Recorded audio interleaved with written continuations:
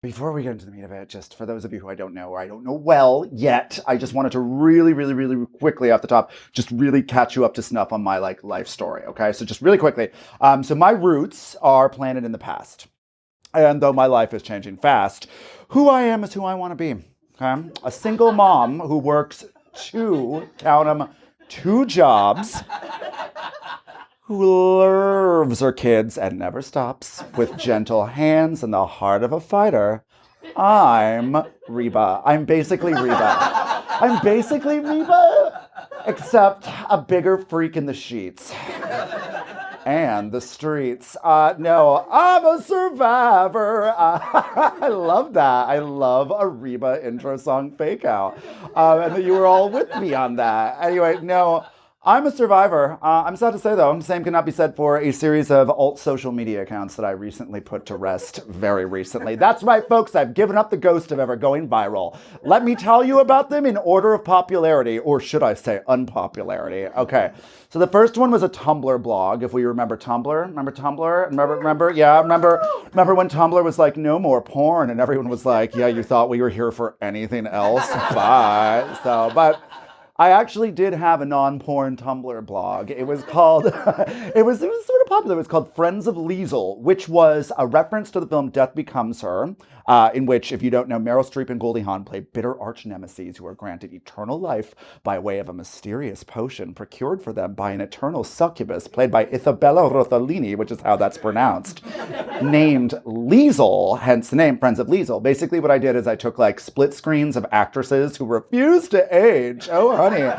And 10 years apart, and then I would write some clever caption. An example? Absolutely.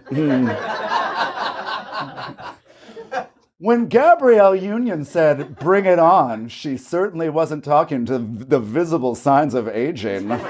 She looks great. She looks great. Another one? Here we go. Who's the boss of Judith Light? Well, not time. She looks great. She looks Judith Light more like Judith Tight, because that's how she is keeping things. A third and final example? Don't mind if I fucking don't. Bonnie's aging rate in 10 out of 10. 10 out of 10. Bonnie Raitt looks better than anyone here. Fight me. I'll win.